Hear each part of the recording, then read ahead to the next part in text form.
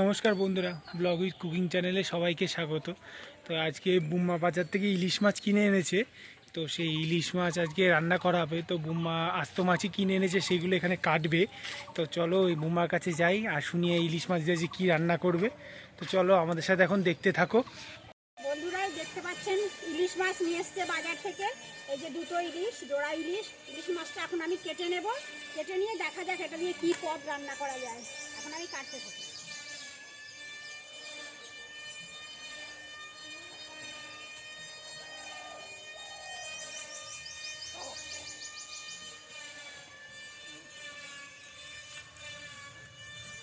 মুরগিগুলো এত জ্বালায় না, মুরগি পাপায় আছে। বন্ধুরা যে মাছগুলো আমি কেটেছি, এই যে কাটা এখনো হয়নি, এই যে পিসগুলো এইভাবে করেছি, মাথাটাকে এইভাবে কেটেছি। এই যে আরো পিস হবে আর একটা, এবার লেজাটা। বন্ধুরা আমি কচু বাগানে নেমে যাচ্ছি, ইলিশ মাছের মাথাটা দিয়ে কচুর শাক বানাবো। এখন কচু কাটবো।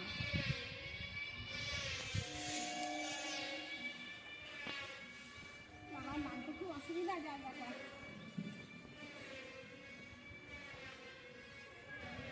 মোটা মোটা মোটা কচুগুলো কচু কাটবো না,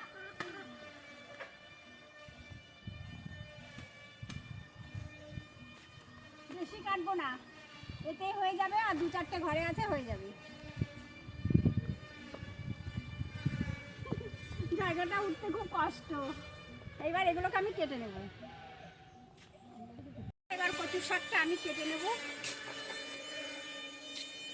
ইলিশ মাছের মাথা দিয়ে তো সবারই ভালো লাগে কচুর শাক।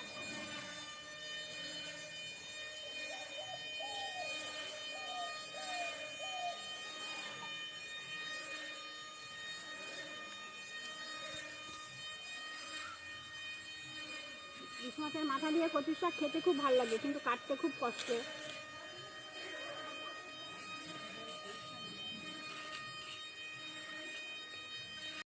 বন্ধুরা এই যে ইলিশ মাছটা আমি কেটেছিলাম, এই যে মাথাগুলো আর এই পিসগুলো, মাথাগুলো দিয়ে আমি এখন কচুর শাক রান্না করব। এই যে কচুর শাক তো কাটতে দেখলেনি, কেটে সেদ্ধ করে নিয়েছি, জলটা ঝরিয়ে নিয়েছি। এবার আমি মাছের মাথাটা আগে ভাজবো, ভেজে নিয়ে কচুর শাকটা তৈরি করব, তারপরে মাছগুলো কি করব দেখাবো।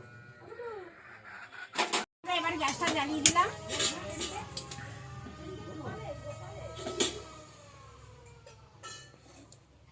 কড়াইটা গরম হয়ে গেছে, এবার আমি সর্ষের তেল দিলাম।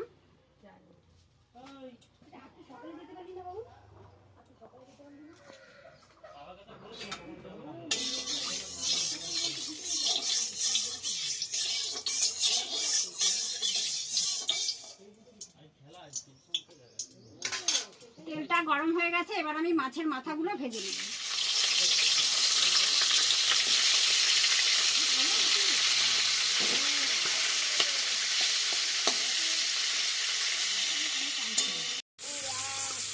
এই যে মাছের মাথাটা ভাজা হয়ে গেছে, এবার আমি নামিয়ে নেব।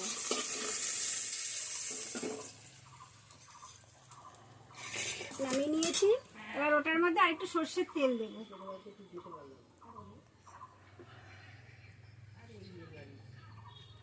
শুকনো লঙ্কা ফোড়ন দিয়ে দিলাম। এবার কালো জিরে দিয়ে দেবো।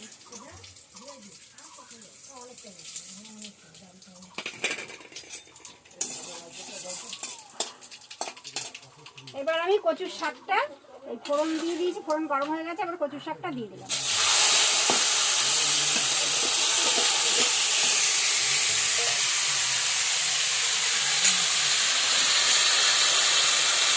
এবার এর মধ্যে লবণ দেবো,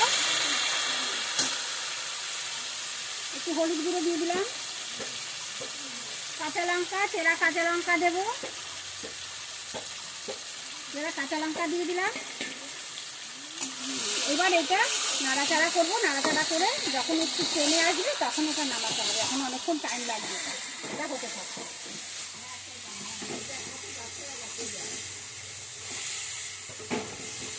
বন্ধুরা দেখতেই তো পেলেন, আমি কচু শাকটা বসিয়েছি, ইলিশ মাছের মাথা দিয়ে তৈরি হবে। ওটা হচ্ছে, হতে হতে আমি এইদিকে ইলিশ মাছ ভাপা তৈরি করব। তাই সাদা সর্ষে আর কালো সর্ষে একসাথে করে ধুয়ে নিলাম। এবার তোমাদের কাঁচা লঙ্কা দেবো, একটু লবণ দেবো, দিয়ে আমি এটা বেটে দেবো। কাঁচা লঙ্কা দিলাম, একটু লবণ দিলাম। এবার আমি এটা বেটে নেব।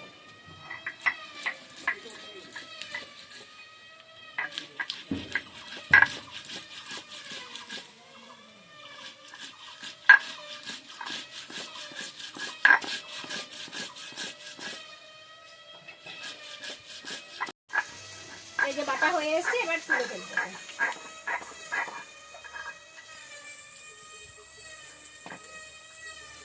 এটা এখন তুলে নেব।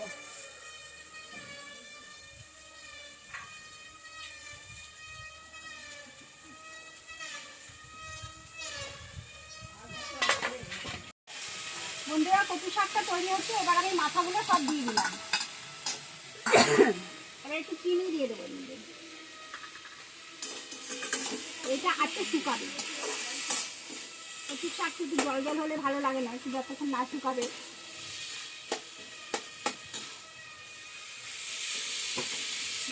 হতে থাক বন্ধুরা। এবারে যে ইলিশ মাছের চাকাগুলো রয়েছে, এগুলো আমি একসাথে মাখাবো সব কিছু দিয়ে। মাছের চাকাগুলো নিয়ে নিয়েছি। এর মধ্যে যে সর্ষে, সাদা সর্ষে, কালো সর্ষে আর লঙ্কা লবণ দিয়ে একসাথে বেটে রেখেছি, এটা এর মধ্যে দিয়ে দেবো। এর মধ্যে দেব চেরা কাঁচা লঙ্কা, দেব সর্ষের তেল, কাঁচা সর্ষের তেল, একটু হলুদ গুঁড়ো,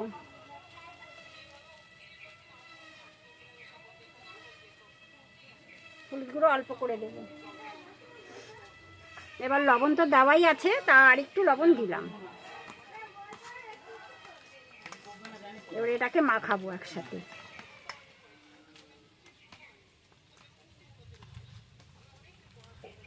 মাখিয়ে এবার কড়াইয়ের মধ্যে দেবো এটা।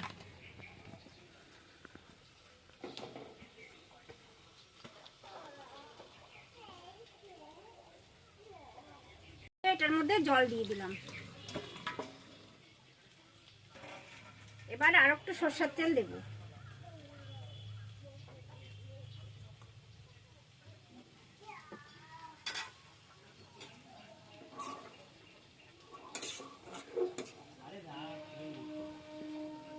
এবার আমি গ্যাসটা জ্বালিয়ে দেবো। একসাথে মাখিয়ে সব বসিয়ে দিলাম। এবার ঢাকা দিয়ে দেবো। এবার আমি কড়াইটা ঢাকা দিয়ে দেবো। এবার যে কচুর শাকটা তৈরি হয়ে গেছে, গ্যাসটা অফ করে দেবো। এবার এটাকে নামিয়ে নেব। ইলিশ মাছের মাথা দিয়ে কচুর শাক, এটাকে নামিয়ে নেব।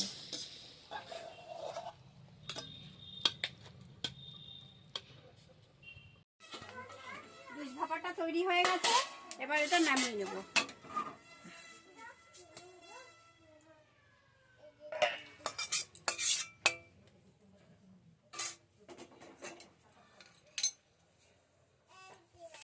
এই ইলিশ ভাপা আর কচুর শাক দুটোই তৈরি হয়ে গেছে। আপনারা তো দেখলেনই আমি কিভাবে কি করলাম।